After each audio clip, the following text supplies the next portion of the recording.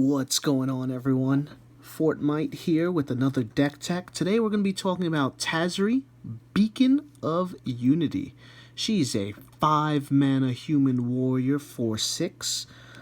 She has a very special ability that's going to lead heavily into what this deck is centered around.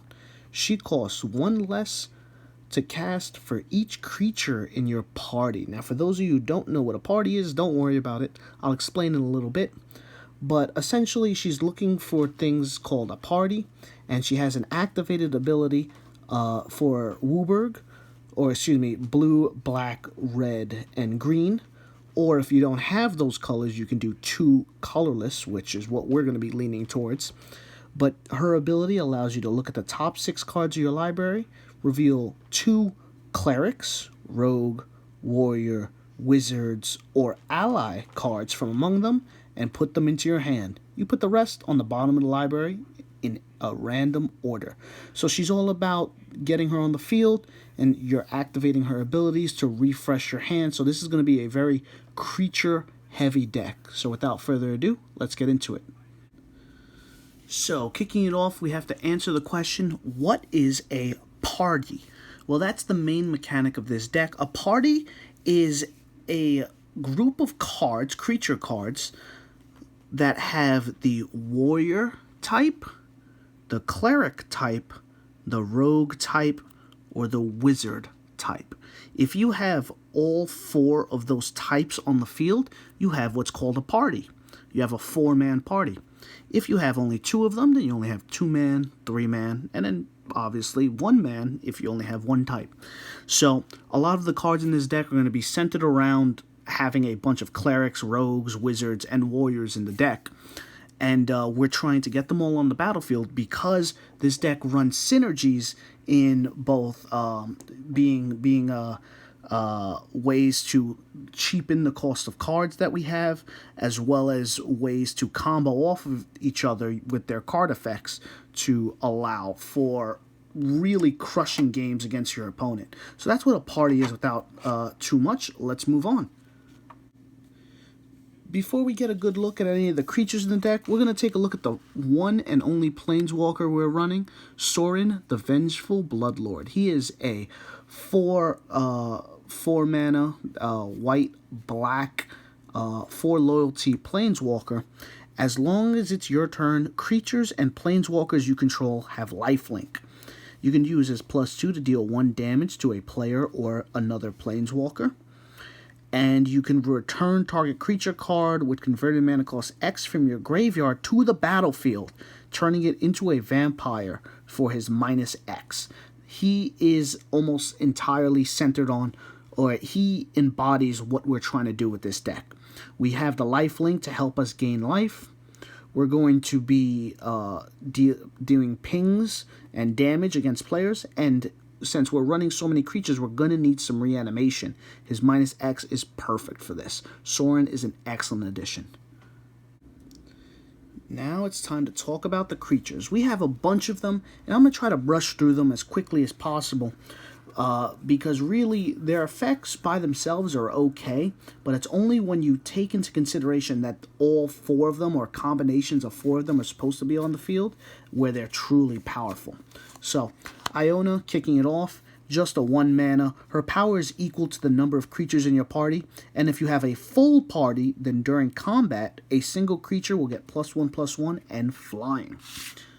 A Benevolent Bodyguard is a cleric that we have. You can sacrifice him to give another creature protection from a color of your choice. So if your opponent's trying to break up your party, the Benevolent Bodyguard is a way to stop that. Speaking of stopping your opponents from doing things to touch your party, you got the Mother of Rooms. A very similar effect to the Bodyguard, but instead of sacrificing, all you need to do is tap her to do that. We also have a Allenbach Escort, right? Oop, right there. Vigilance, and you can sacrifice her to give a target creature you control with a +1/+1 counter on it, lifelink and indestructible for the turn. Once again, another way to protect. A Viscera Seer, just to sacrifice, fix some problems, and since he's a wizard, it's always nice to have. We're running Machias, The Lunark, this is where you're starting to see another aspect of the deck, the +1/+1 counters. Macias is a white and an X. He'll come in with X +1/+1 counters, depending on how much you pay. You can tap him to make him bigger with another +1/+1 counter, or tap him to move a counter to someone else. Very good. Sadistic Pilgrim is our cleric, another one. 2 mana, 2/2. Death Touch, and whenever another creature enters the battlefield under your control, you gain 1 life. Whenever a creature you control dies, each opponent loses 1 life. Since we're running a very creature-heavy deck, she's an excellent addition. Una's Blackguard is a rogue, the first one we've seen so far, actually. What we're going to do with this one is a 2 mana 1/1. Excuse me, I hit the camera a little bit. 2 mana 1/1 flying. Each other rogue you control enters the battlefield with an additional +1/+1 on it, which is pretty good. But whenever a creature you control with a +1/+1 counter on it dies, deals combat damage to a player, that player discards a card. So very useful. A Nimble Trap Finder, since we're moving on to rogues. It can't be blocked if you played a party member the turn that you're going to swing with him. So if he's on the field and I play the Blackguard, since it's a rogue, he'll become unblockable for the turn, which is very nice. And at the beginning of combat on your turn, if you have a full party, all your creatures gain, when this creature deals combat damage to a player, draw a card. So very good for refilling our stuff. We have a Goblin Crater Maker to just smash some stuff your opponent's running. Lunark Aspirant. At the beginning of combat on your turn, put a +1/+1 counter on target creature you control. That's a pretty good cleric. Deep Gnome Terramancer. I got this with the actual precon before I upgraded it. Whenever one or more lands enter the battlefield under an opponent's control without being played, you can search your library for a Plains card and put it on the battlefield. This only happens once each turn, though. He's pretty useful. Since we're playing a lot of white in this deck, we're going to need ways to fix it to allow us to keep up with our opponent. Right? I know we could add green to this deck, but we're avoiding that just because we want to be quirky and weird. Unsettled Mariner is next. 2 mana 2/2 Changeling. So this is interesting. Since he's a Changeling, he is every creature type. Unfortunately, he can only count for 1 when he's on the battlefield. So you could have him be a warrior, a rogue, a cleric, or wizard, but you can't have him be a party of 1. So he still needs 3 other people to group up with. Whenever you or a permanent you control becomes a target of a spell or ability, counter it unless your opponent pays 1. A nice little tax. I like the Ghoul Caller in this deck as well. He's our human wizard. At the beginning of your end step, you create a zombie with Decayed if you don't have one yet. So nice way to just start bumping the board and keeping us on brand. We got another human rogue here. An Infect human rogue. Now, we're not really running an Infect engine in this yet. I mean, there's a lot of Phyrexian cards that just came out.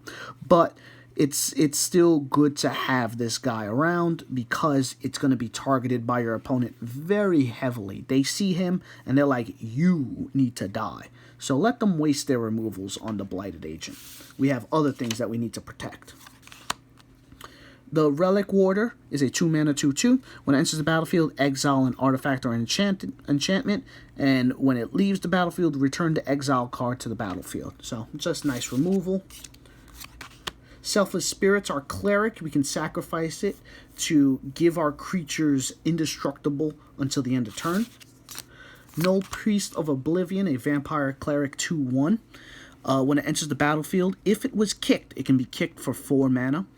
If it was kicked, you can reanimate a card from your graveyard to the battlefield. And it also has Menace and Lifelink. Very nice. Ghostly Pilferer. Whenever it becomes untapped, you may pay 2 generic, and if you do, draw a card. Whenever an opponent casts a spell from anywhere other than their hand, draw a card.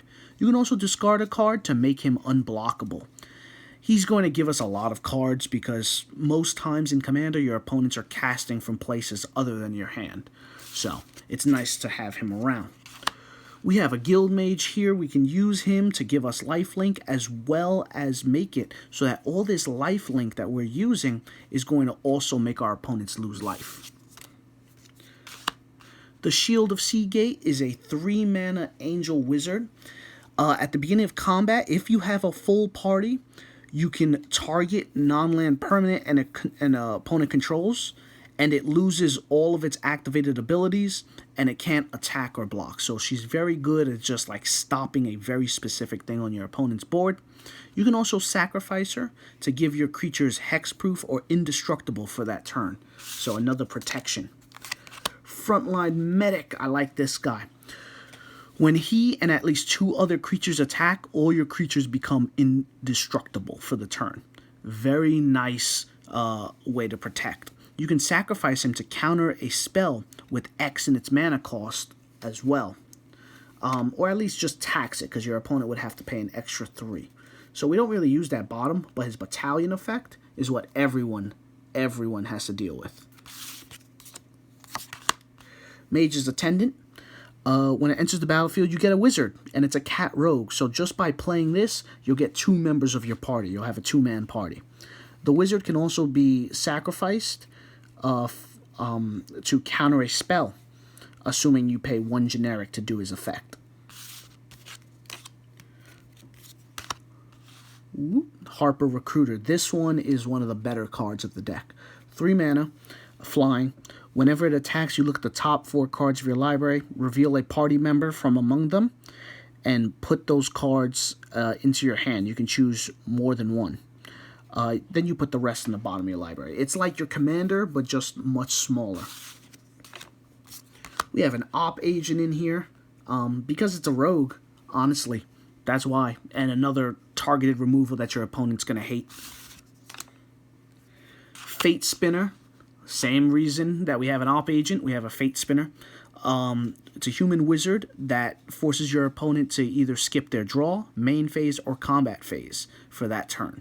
So, yeah, target that, please, because we want to protect cards like this one. This is a human rogue.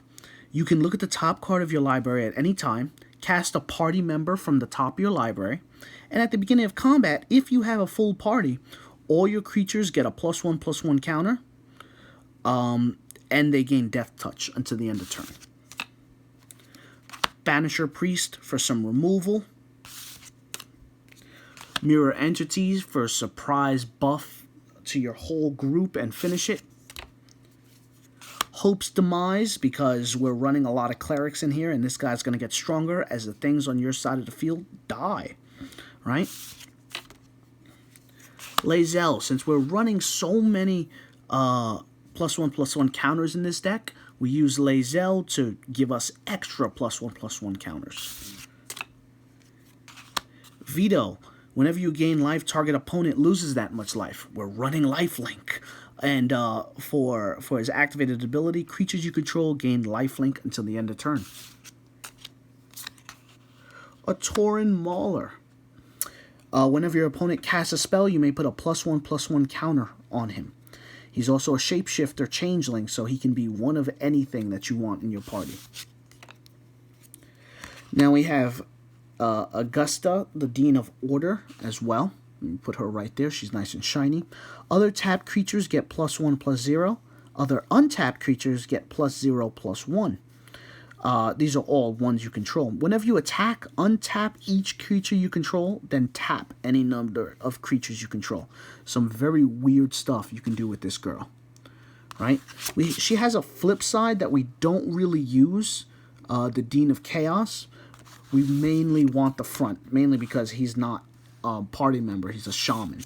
We want her because she's a cleric. The Awakener over here, whenever she attacks, you may play X, return target creature card. It's just a reanimation with X, blah, blah, blah, blah, blah. But she's a wizard. Fiend Hunter for some removal.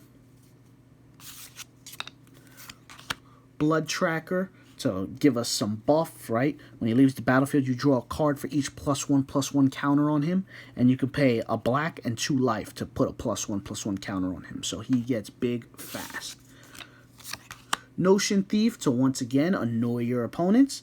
If an opponent would draw a card except the first one he or she draws, that player skips that draw and you draw a card. Gonti to start playing with your opponent's stuff, right? Same concept, right? We want these guys around just to be annoying for your opponent to focus their removals on them. The Fang of Silverquill, she has Mentor, so whenever this creature attacks, you put a +1/+1 counter on target creature with lesser power. Whenever a non-token creature you control dies, if it had counters on it, you create that many 2/1 Inkling creature tokens with flying. This is very useful because a lot of our stuff are going to have counters. Marchesa, not the queen, but the Black Rose. She's a wizard.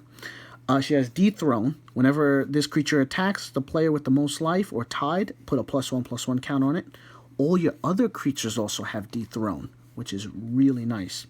And whenever a creature you control with a +1/+1 counter on it dies, return it to the battlefield at the beginning of the next end step. Fantastic, like Reanimator Lich-like card. We also have the Troublemaker right here. You can tap her to discard a card, create a token that's a copy of another creature, it gains haste, blah, blah, blah, blah. You can also blitz it. So, very nice. Ooh, excuse me. Minthra, the Merciless Soul. She's an elf cleric. She has Ward X, where X is a number of experience counters you have. So how do you get experience counters with this one? At the beginning of your end step, if a permanent you control left the battlefield this turn, you get an experience counter. And it buffs all your creatures per experience counter. So she is an excellent card to have in the long game. You want to keep her in the corner and just have the game continue, and she's just slowly going to get stronger. Alright. We have the Party Leader. If he was all colors, this guy would be my commander. Unfortunately, he's only black. He is a cleric, a rogue, a warrior, wizard. So he has all the typings, but he can only count for one when in a party. When he attacks, defending player loses life, and you create X treasure tokens, where X is a number of creatures in your party.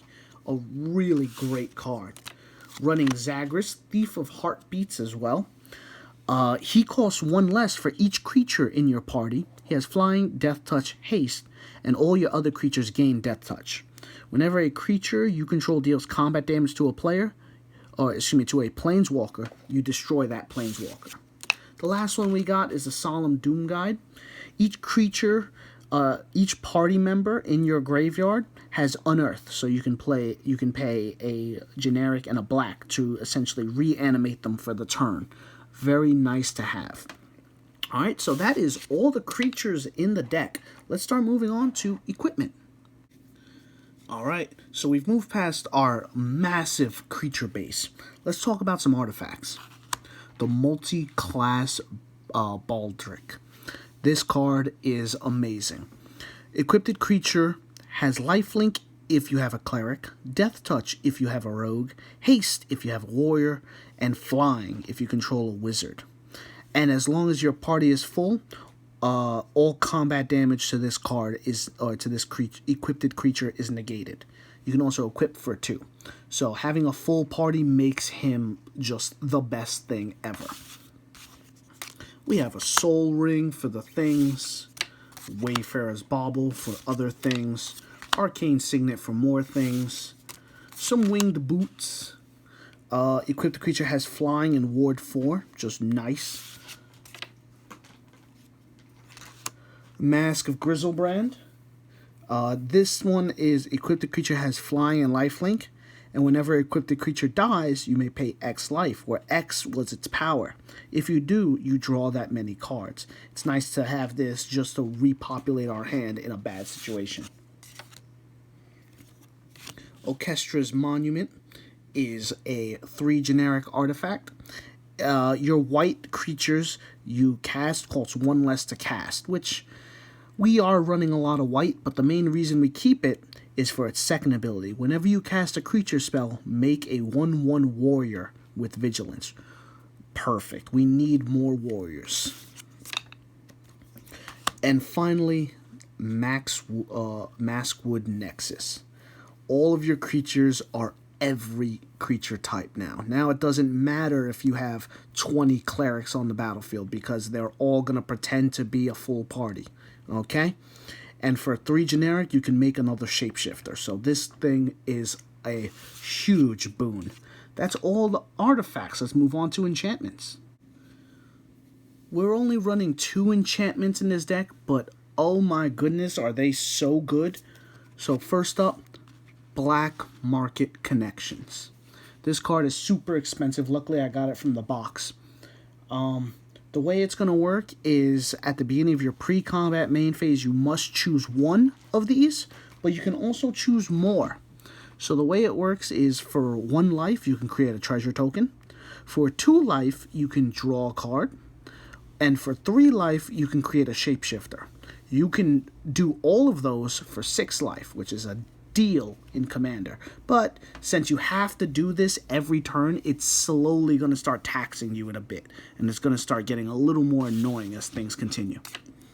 The other enchantment we're running are Outlaw's Merriment. This is a pretty good card. At the beginning of your upkeep, you choose one at random. And you create a red and white creature token of those characteristics. So you can create a 3/1 human warrior with trample and haste, a 2/1 cleric with lifelink and haste, or a 1/2 rogue with haste, and when it deals damage, deal 1 damage to any target. So Outlaw's Merriment is pretty good, but a little random. And that's the part that kind of bothers me. But really, anything we get is a huge addition to our creature base. That is all of the enchantments, all the permanents. All the non-land permanents. Let's finish off with some spells. Ooh, excuse me, touch the camera. First up, Practice Tactics.